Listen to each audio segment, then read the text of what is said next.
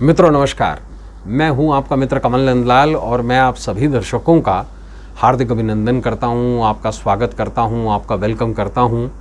Astro तक की खास प्रस्तुति कमल नंदलाल के महा उपाय जो आपके जीवन को सरल, सुगम और सफल बनाए, सिर्फ एस्ट्रो तक पर। इस प्रोग्राम का कमल नंदलाल के महा उपाय का उद्देश्य है कि घर से ही कुछ ऐसे प्रयोग किए जाएं जो आपके जीवन में सकारात्मकता लेके आए, पॉजिटिविटी, जो आपके जीवन में हर तरह की नेगेटिविटी यानी कि नकारात्मकता को दूर कर दें, जो आपके जीवन में सुख का प्रवेश करवा दें। बहुत बड़े बड़े खर्चे नहीं, बड़ी पूजा, बड़े अनुष्ठान नहीं, कुछ सीधे से उपाय जो रिसर्च पर आधारित हैं, जो लॉजिक पर आधारित हैं। आज का जो हमारा खास प्रोग्राम है उसमें बहुत ही विशेष लॉजिक आपको बताऊंगा। आज का जो विशेष विषय है वो भी बेहद खास है। अगर मेंटल टेंशन सताए तो कर लें बर्फ का महा उपाय। ध्यान तो भैया कर लीजिएगा कि बर्फ तो फ्री की है, फ्रिज में जमती है और आपके घर के पानी की ही जमानी है, लेकिन ये पानी से नहीं जमानी है। ट्विस्ट है, थोड़ा सा ट्विस्ट, ये बर्फ किसी और चीज की जमानी है। आइए शुरुआत करते हैं। मेंटल टेंशन सताए तो कर लें बर्फ का महा उपाय। अब एक कॉमन सी चीज, बर्फ क्या है? बर्फ जली तो है, हिम ही तो है, और शब्द हिम को सुनिएगा। बर्फ जो है वो उर्दू शब्द है, असली जो शब्द है वो है हिम, है ना। और हिम से बनता है हिमालय। और हिमालय क्या है?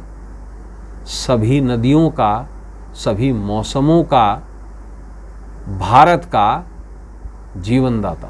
अगर हिमालय ना हो तो भारत की भौगोलिक दृष्टि समाप्त हो जाए। और हिमालय स्वयं संसार का सबसे ऊर्जावान केंद्र है। आपने सुना होगा कई यूएफओज वहाँ आते हैं, और आपने ये भी सुना होगा कि कैलाश ही संसार का मध्य है। हिमालय वो है जहाँ से वैदिक नदी सरस्वती निकलती है। सरस्वती तब भी थी जब गंगा नहीं थी, जब गंगा का अवतरण नहीं हुआ था, जब यमुना का भी अवतरण नहीं हुआ था। सरस्वती तब की है, सबसे आदिकाल नदी निकलती है। और हम जो हिंदू कहलाते हैं वो सिंधु नदी की वजह से कहलाते हैं, क्योंकि उस समय पे जो पश्चिम से आए हुए आक्रांता थे उनको ह बोलना नहीं आता था, इसलिए इंदु बोलना नहीं आता, तो इसलिए उसे हिंदू कहा गया। असल में हमारे जो धर्म का नाम है वो है सप्त सिंधु, 7 नदियों का मिलन। और सिंधु शब्द जो बना है वो संधि से बना है, शिव और शक्ति की संधि।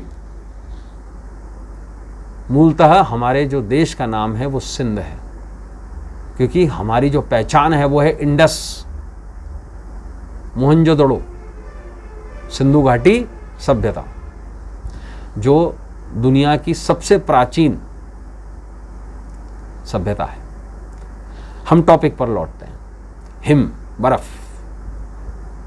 आपने देखा होगा गर्मी में आप हताश, परेशान, निराश होकर आते हैं और एकदम से अगर कुछ ठंडा पेय पी लें तो ये समझ लीजिए ताजगी आ जाती है, आदमी शांत हो जाता है, कूल हो जाता है।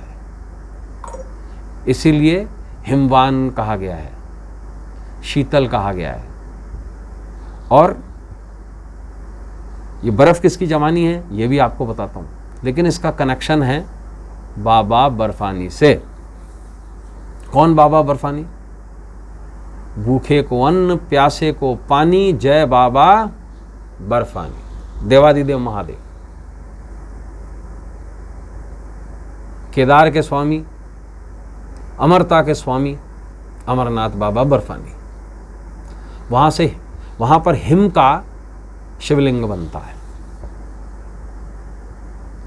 तो देखिए कि स्वयं जो एक प्रत्यक्ष देव हैं कैलाश के रूप में। आपने विष्णु लोक नहीं देखा, किसी ने ब्रह्मा लोक नहीं देखा, किसी ने अलकापुरी नहीं देखी, किसी ने इंद्रपुरी नहीं देखी। कैलाश जरूर देखा है, जो है वो आंखों के सामने है। और कैलाश ही जन्म देता है गंगा जमुना को, सिंधु को, ब्रह्मपुत्रा को। तो जो बर्फ है दैट इज रेफ्रिजरेटेड वाटर या रेफ्रिजरेशन ऑफ किसी भी लिक्विड का। तो बर्फ किसकी जमानी है वो भी आपको बताएंगे।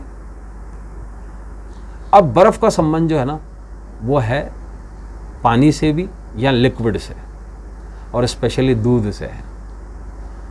दूध चंद्रमा का प्रतीक माना गया है ना। इसी वजह से हम दूध से रुद्र अभिषेक करते हैं, है ना। पंचामृत में भी दूध होता है, और दूध सनातन धर्म में कच्चा दूध बहुत ज़्यादा महत्वपूर्ण है। क्यों है? क्योंकि गाय में, और ये गाय का दूध ही होना चाहिए, मिक्स वाला दूध नहीं, डेयरी का दूध नहीं, शुद्ध देसी गाय का दूध, है ना, जिससे अभिषेक होता है महादेव का। इसी से अभिषेक होता है भगवान श्री कृष्ण का, इसी से अभिषेक होता है शालिग्राम जी का, इसी से ही अभिषेक होता है महालक्ष्मी का भी। हर पूजा में दूध का इस्तेमाल होता है जहाँ अभिषेक किया जाए। तो ऐसे में दूध का डायरेक्ट संबंध जो है वो चंद्रमा से है। चंद्रमा को क्या कहा गया है? शीतांशु जब वो जल है, और एक और चीज़ कही गई है अमृतांशु जब वो दूध है। क्योंकि जो गौ है वो अपने अमृत तुल्य दूध से हम संसार में हमें अमृत बांटती है। 33 कोटि देवी देवता उसी के शरीर में विराजमान है। तो आपको क्या करना है? आपको देसी गाय का दूध लेना है, और उस दूध को बिना उबाले किसी भी कटोरी में या बर्फ़ की जो ट्रे होती है उसमें उस दूध को जमा लेना है। बर्फ़ की तरह आराम से जम जाता है, आइसक्रीम भी तो जमती है। अब क्या करना है आपको?